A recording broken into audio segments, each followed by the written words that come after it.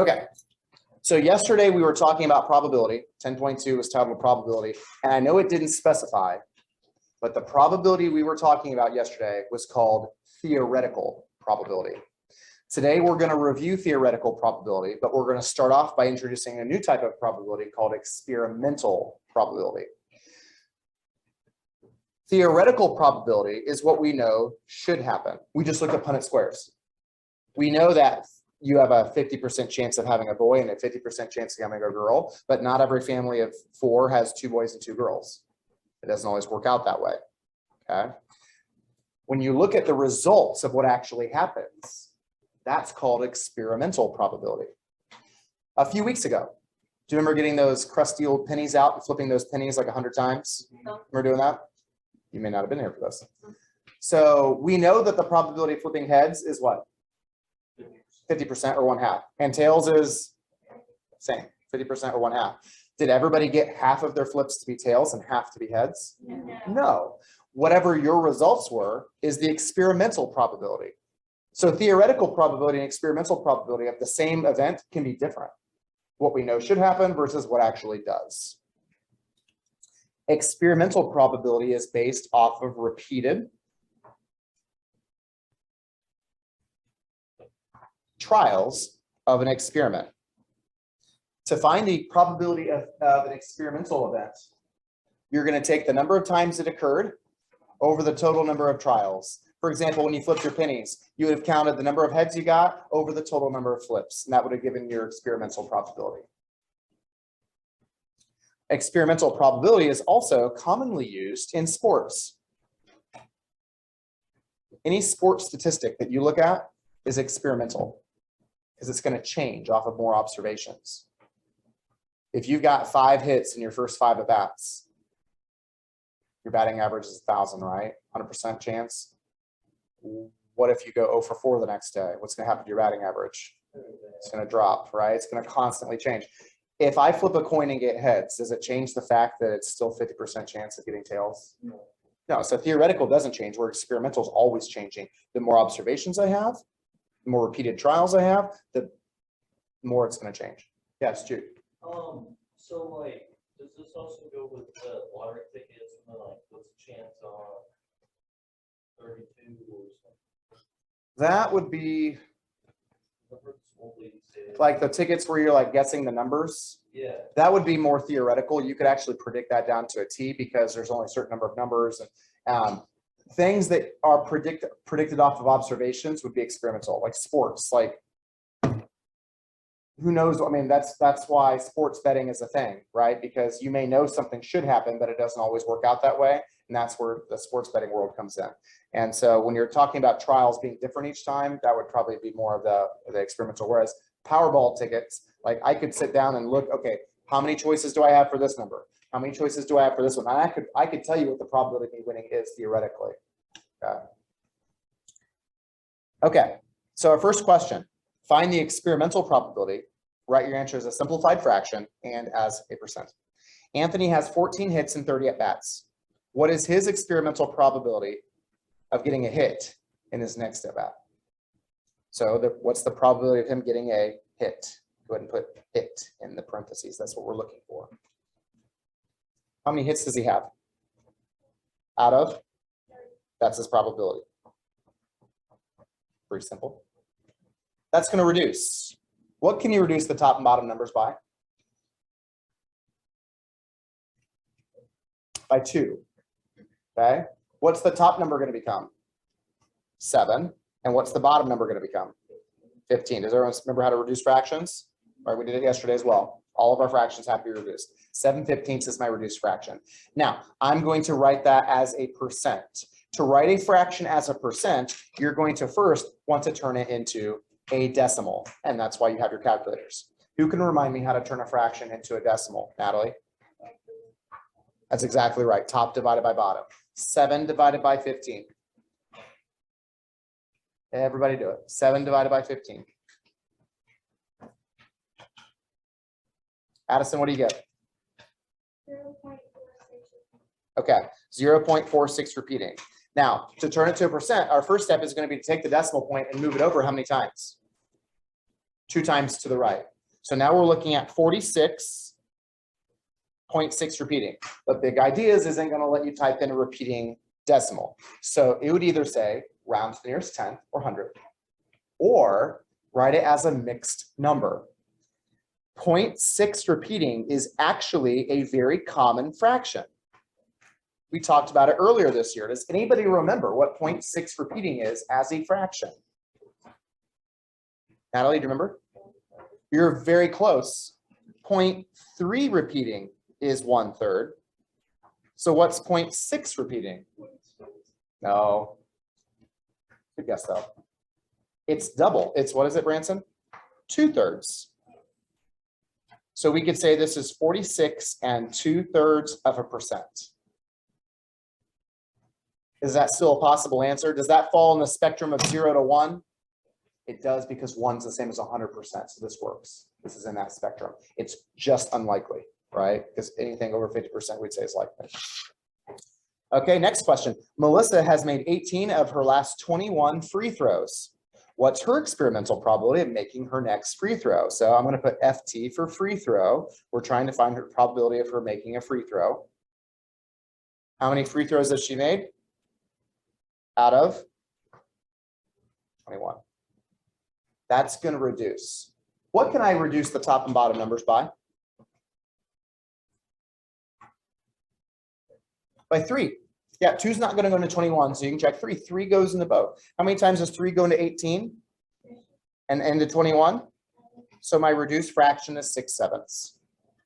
To turn it into a percent, I'm going to turn 6/7 into a decimal by doing top divided by bottom, not 7 divided by 6, not bottom divided by top, but top by bottom. 6 divided by 7 is 0.8571. I'm going to guess it repeats because my next digits are 857. So it probably goes 142 after that. But we'll just round this one to 1 decimal place. That means I have to move over twice. So 0.85 just became 85%. If you're looking at your calculator, you know what I'm talking about. If you're not looking at your calculator, you're lost right now. Then after I move the decimal over twice, it should say 0.71, but I only want 1 decimal place. Should I round it to 0.7 or 0.8? Yeah, the 1's not going to bump the 7 up, so we'll just say this is 85.7%. Now, students who get these problems wrong, usually it's not because they're dividing wrong, or maybe it could be a rounding mistake. But I found a lot of students will get the answer wrong because they'll focus on this word that says next free throw. And they'll say, okay, the next free throw would be the 22nd free throw. So 18 out of 22nd, or 18 out of 22. That would be wrong because you're assuming she misses that one. Do we know what happens on the next free throw? We don't. We can only look at the free throws we've seen so far, which is 21 of them. So don't get hung up on the word next free throw. Still 18 out of 21.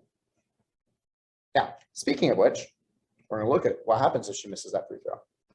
Since experimental probability is based on observations, it's going to be constantly changing based on what we see, right? It's based off of observations, so it's going to change after each trial. She shoots another free throw. Her probability is either going to go up or down. It's not going to stay the same because now our fraction's out of 22 instead of 21. If she makes the free throw, she's made 19 out of 22. If she misses the free throw, she's going to have 18 out of 22. And it says she misses it. So the probability now is going to be different. Now she's made 18 still, but she shot the ball 22 times. So her experimental probability is 18 out of 22 instead of 18 out of 21. What can you reduce the top and bottom numbers by? 2. Okay, Maddox, what's 18 divided by 2? Close. 9. And 22 divided by 2? 11. So making 18 out of 22 is the same as making 9 out of 11. I'd say that's still pretty good. To turn that into percent, we're going to do 9 divided by 11. 0.81818181. So it's repeating. Again, I'm just going to round to 1 decimal place. So slide over twice because it's a percent. The next digit is going to be another 8 followed by a 1. Is that 1 enough to bump the 8 to a 9? It is not. So why don't we leave it as 81.8%? And now it's rounded to the nearest tenth of a percent. It's still good for you, but you can see it went down. She went from 87.7%, misses her next free throw, it goes down. What's going to happen if she makes the next one? It's going to go back up, not all the way up to where it was, but it'll go back up. Now she gets a streak and makes 5 or 6 in a row. It will surpass the 85.7 that she previously had. So it's constantly changing, just like your batting average is changing, just like your win percentage changes every time you go out and play a game. Because you have more trials, you have more observations. If the Major League Baseball season just started, and not everybody follows Major League Baseball, I follow quite a bit. What's more reliable? Someone that's batting 250 after 7 at-bats, so 8 at-bats, or someone who's batting 275 after 227 at-bats? Which one are you going to trust more? Probably the one that has the 227 at-bats, because you've seen them more often, right? You can predict what's going to happen. The person who's only gone to bat 8 times, their batting average is going to change a lot. The person who's bat 227 times, their batting average isn't going to change that much, because having your fraction of the 229 out of 220 instead of 228 doesn't actually change it that much. Okay, so the more trials you see, the more reliable your results are. Now, experimental probability is often also called relative frequency. The frequency of something is how often something happens. Well, we were just counting how often Melissa makes a free throw. So it's easy to see why this is called frequency. Okay. And you do the same thing. The number of times that she makes the free throw, the number of times that event happens or occurs over the total number of times you've checked. Let's do one that says relative frequency. The bar graph shows the results of spinning the spinner. What is the relative frequency of spinning an odd number, a prime number, and not spinning a 2? Well, I'm going to write this as a fraction. And to write this as a fraction, I'm going to need to know how many times the spinner was spun. How many observations or trials do we have? They don't tell us. How do we figure it out?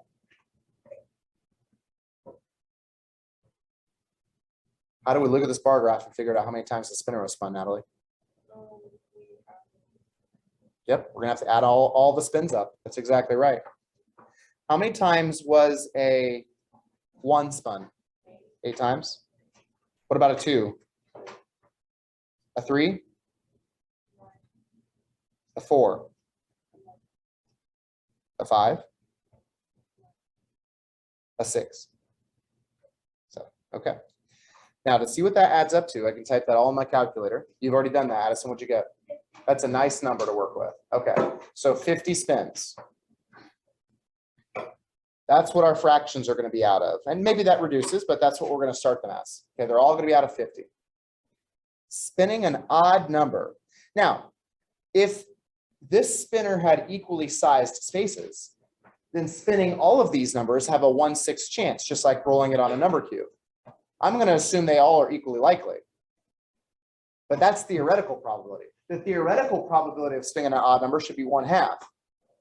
Well, let's see if that actually happens. What are my odd numbers? Okay. I'm going to add 8, 9, and 9. 9 and 9 make 18, and 18 and 8 make 26. Is that exactly half? No. It is not. It's actually just above. It's really close. What can you reduce 26 and 50 both by? Thomas? What goes into 26 that also goes into 50? 2. Okay. What's half of 26? Okay. And what's half of 50? There you go. That's going to be a reduced fraction. 13 out of 25. I'll make sure all your probability fractions are reduced. It doesn't say we have to write it as a percent, so we'll just leave it like that. Now, prime numbers. Prime numbers are numbers that have only 2 factors, one in itself. 2 is the very first prime number, because the only 2 numbers, whole numbers you can multiply to get 2 is 2 times 1. Is 3 prime? Yes, 3 times 1. It's the only way you can get it. Is 4 prime? No, 4 times 1, also 2 times 2, so it's not prime. Is 5 prime? Yes, 5 times 1. Is 6 prime? No, 6 times 1 and 3 times 2. Is 1 prime? No, it's neither. The definition of prime is having exactly 2 factors. 1 in itself, same number, only has 1 factor. So it's not prime, it's not composite, it's just neither. So when it says spinning a prime number, I got to see how many 2s, 3s, and 5s were spun. Well, 9 and 9 makes 18. 18 and 6 makes 24. So my probability is 24 out of 50 spins. What can I reduce the top and bottom numbers by? 2 again. Half of 24, half of 50. That's going to be my reduced fraction. Not spinning a 2. Okay, now I could add up all the non-2s. That would take a while and it would waste my time. Or I could, knowing there's 50 spins, just take how many times a 2 was spun, 6, subtract it from 50. 44 not 2s were spun, 44 other numbers. So 44 out of 50. What can I reduce the top and bottom by? Again, 2. What's half of 44? Half of 50. Does that reduce? No, it's not. Not done yet, sorry. Okay. You can also use experimental probability to make predictions. We did this yesterday.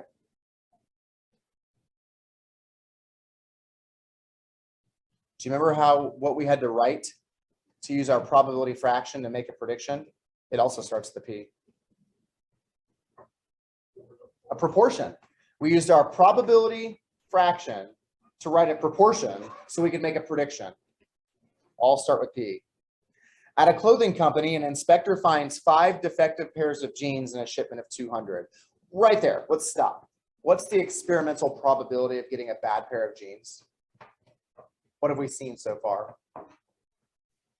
5 bad out of how many? 200. There's my experimental probability of getting a bad pair of jeans. Okay. If this trend continues, about how many pairs of jeans would you expect to be defective in a shipment of 5,000? Well, it's easy to see how we could set up a proportion. If 5 out of 200 are bad, then how many out of 5,000 will be bad or defective? Now you could use mental math on this. I'm not going to try. I'm just going to cross multiply. That always works. 200 times x, 200x. 5 times 5,000.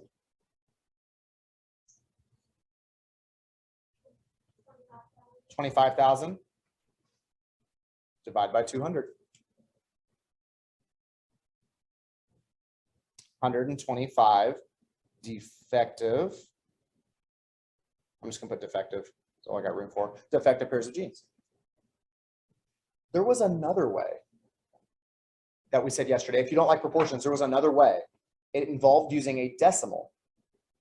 Remember, we could turn the probability fraction into a decimal. And what did we do with that decimal?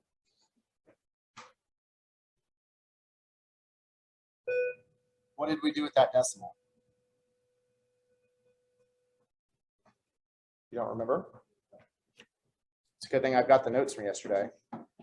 We took that decimal and we multiplied it, right? So let's look at our last question real quick. Hang on. Look at that last question. 5 out of 200 pairs of bad jeans, right? 5 out of 200 as a decimal. 5 divided by 200 is 0.025. I could take that and I could multiply it to the shipment of 5,000, and that's going to give me 125. So I could do that too. Okay, and I'll do that tomorrow with Dak Prescott's. All right, you guys are dismissed. Remember, this homework's due Friday, along with the 10.2.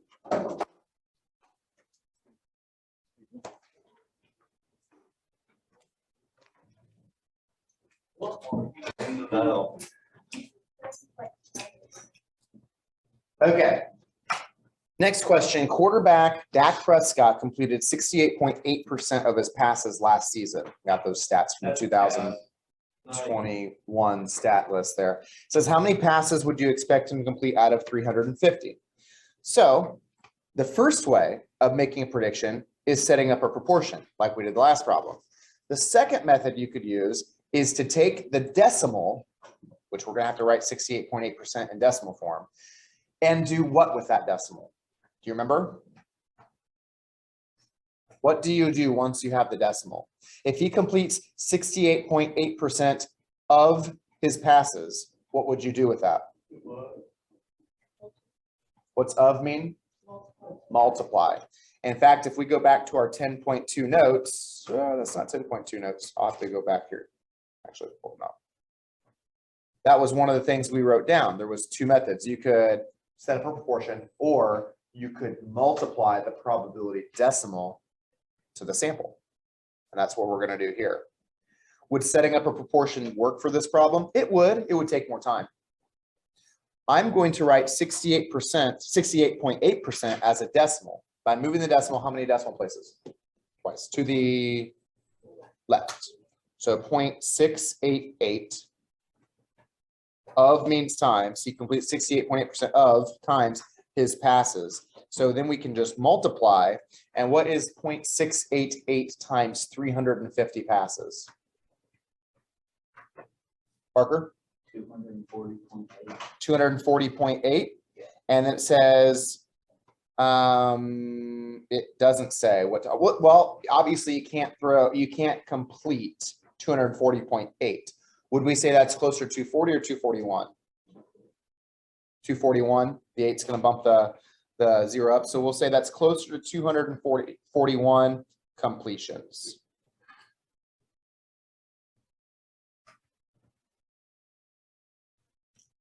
Could we have set up a proportion? We could have. We could have said that 68.8 is out of 100. And so how many would he complete out of 350? We could totally do that. I just think that's more time than just doing 0.688 times 350. Right? So there's two different ways you could do it. You could set up a proportion. You could set up a multiplication problem with a decimal. Technically, that means we could have solved this one with a decimal. The probability of getting a bad pair of genes was 5 out of 200. How do you turn a fraction into a decimal? Division. Yeah, top divided by bottom. 5 divided by 500, or 5 divided by 200 is 0.025. I multiply that decimal to our sample of 5,000. 125 pairs of pants. They're bad, right? You get the same answer. So you've got a couple different ways you could do that. Now we're going to move into theoretical probability. Now, theoretical probability, I'm not going to spend too much time on this. This is what you normally think of when you think of probability. In section 10.2, which was titled probability, all of it was theoretical. Theoretical is what we know should happen. When I roll this number cube, what's the probability I'll get a 2?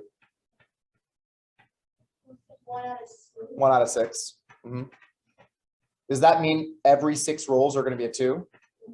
No. Is what I know should happen doesn't happen always that same way. So that's the difference between experimental and theoretical.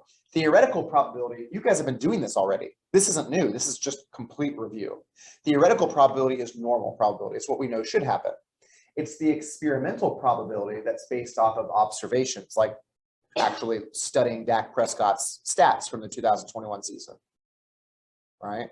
If the 2022 season has different numbers, it's going to change my answer, right? Theoretical probability never changes, though. I know that probability of rolling a 2 is always going to be 1/6, regardless of whether I roll 7 8s in a row, 7 8s.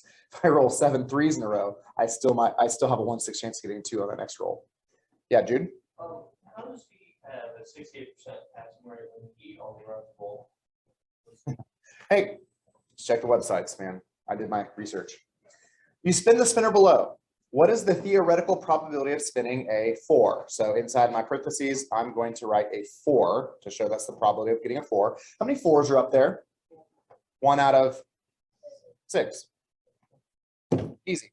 Do I have to watch someone spin the spinner to get that answer? No. No, this isn't experimental. This is theoretical. This is what I know should happen. What's the probability of spinning red? How many red spots are there? Out of, which reduces to? This is just normal. Theoretical probability is normal probability. And we can also use theoretical probability to make predictions. Just set up a proportion. There's one thing you should get from this. Setting up a prediction or making a prediction, just set up a proportion. The theoretical probability of spinning a prize wheel and winning a bobblehead is, oh, darn it. You guys have that, right? It says 6, 1/6. Yeah, so say, should say 1/6.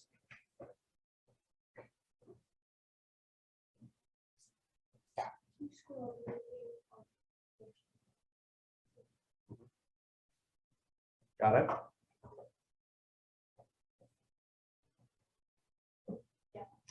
You're welcome. The theoretical probability of spinning a prize wheel and winning a bobblehead is 1/6. If the wheel is spun 540 times, how many bobbleheads do you predict would be won? Well, according to our probability, every 6 spins, there should be one winner. You have a 1/6 chance of winning, right? So if you theoretically would win one time out of every 6, that's our probability. How many would you win out of 540? What's the other side of the proportion going to say? That's right, x over 540. If you have a 1 out of 6 chance of winning, how many is that out of 540? So we cross multiply. 6 times x. 1 times 540. Oops, 540. I'm just gonna move this down so I got some more space. Yeah. And then 540 divided by 6 will give me x by itself. 90. And we're winning what here? Bobbleheads?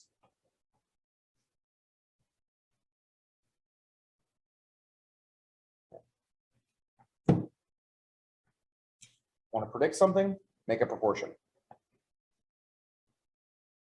Or you could multiply the probability as a decimal. I just don't like that here because I don't know if you know this or not, but 1/6 is not a very good decimal. You can try doing 1 divided by 6. It's not going to give you something very friendly. All right, number 13. This is from 10.3 homework. We're looking at a homework question right now. It says there are 105 lettered tiles in a board game. I've been asked this question several times already.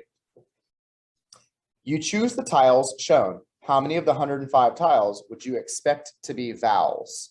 So how many tiles are in the bag? 105. How many did you just draw out? 7. And of the sample that you just drew out, how many of them are vowels? 3. E, A, I. Okay. So 3 out of 7 from your sample were vowels. Now I have to predict how many is out of 105. What's the other side of the proportion going to say? That's right. So when you take a sample and you pull out 3 out of 7 vowels, now I can use that to predict how many out of 105. I cross multiply 7x. What's 3 times 105? 315.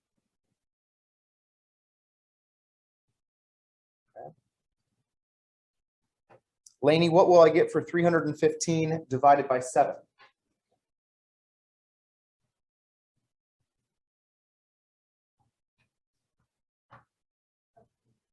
45. Yeah, we'll expect 45 vowels.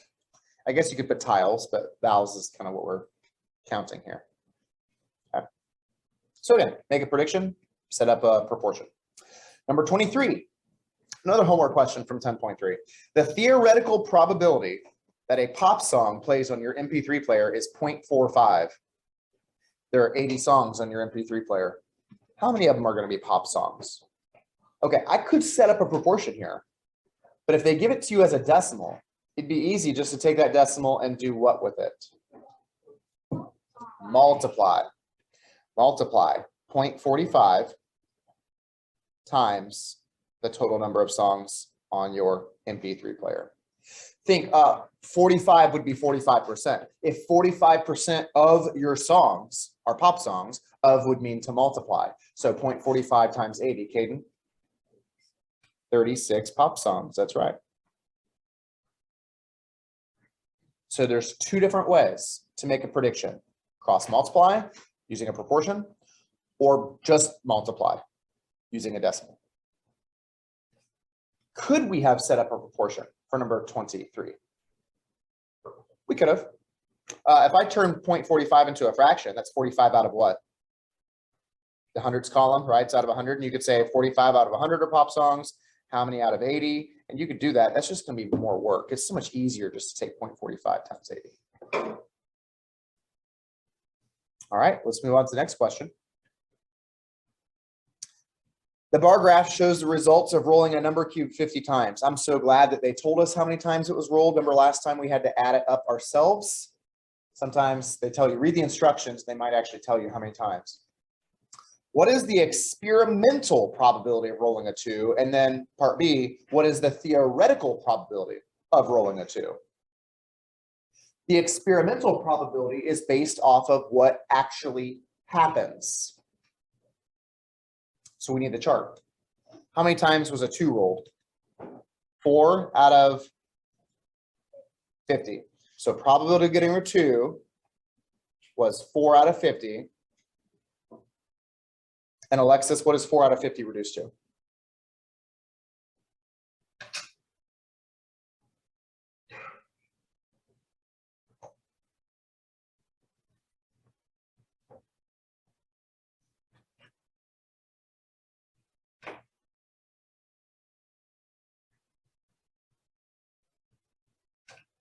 What number can 2.30? What's half of 50? 25. There you go. 2 out of 25. Good. Okay, so 2 out of 25. 2 out of every 25. Now for part B, it wants to know the theoretical. This means ignore the chart. Experimental probability is based off of what happens. Theoretical probability is based off of theory. It's what actually does, or what we know should happen. So, okay, here's my number cube. Just look at the number cube. Not the chart, not the bar graph. What's the probability of rolling a 2?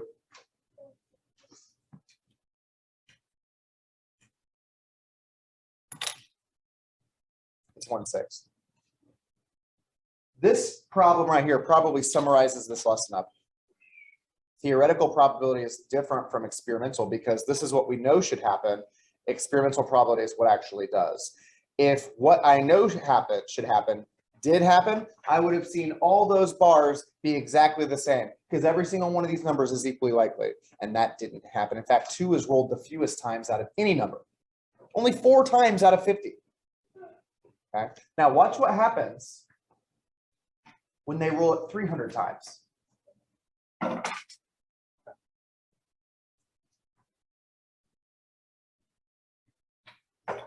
About ready to lose it. Watch what happens when you roll it 300 times. 50 rolls, 300 rolls. What's the difference in those bar graphs? What's the most notable change that you see? Natalie? Well, they increase because they roll more times, right? What else? Branson? Number 2 is now the most rolled number. That's interesting, right? What else? They're all very similar. Remember, we said the theoretical probability, they all have a 1/6 chance of being rolled. They should all be about the same. When we did it 50 rolls, they weren't. When we do 300, they're much closer. That's always going to be true. Guys, the more trials you have, the closer your results are to what you'd expect. Think about when we did the penny flipping, about a month ago. I had you flip the penny 24 times. Did everyone get 12 heads and 12 tails? No. In fact, some people were like way off, like 9 heads and 16 tails or something weird like that, right? But when I took their results and added them with everybody else's, remember I did this on the spreadsheet? We added them all together. It was really close to 50-50. The more trials you have, the closer your results will be to what you expect. So as the experimental probability approaches the theoretical probability. Sorry, the experimental probability approaches the theoretical probability when the number of trials increases. When the number of trials increases. Increase the number of times you roll the dice, you're going to see things that are more like what you'd expect to see. All right, number 25. Also homework question on 23 says the bar graph shows the results of spinning the spinner 200 times. Compare the theoretical probability of what we know should happen with the experimental probability of what actually does. It wants theoretical probability first. For theoretical probability, you cannot look at the graph. Don't look at it. Because theoretical probability is based off of theory, not the experiment. Look at that spinner. It wants to know the probability of spinning a 4. How many 4s are on that spinner? Out of 5. The probability of spinning a 4 is 1 out of 5. Do you agree with that? Okay. Now for the experimental probability, look at the chart. It wants to know, again, the probability of spinning a 4. How many 4s were spun on this chart? Total. The chart tells you. 37 out of 200. If you read the instructions, you don't have to add them together. So 37 4s out of 200.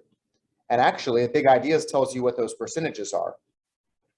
So we know there's a 20% chance of rolling a 4. It's 1 out of 5.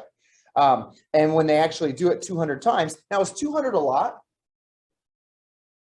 That's a lot of times to spin that spinner. So I'm expecting results that are pretty close to what I would know should happen. And they get 18.5%, which is close to 20. The more times you do it, the closer your results will get to that percentage.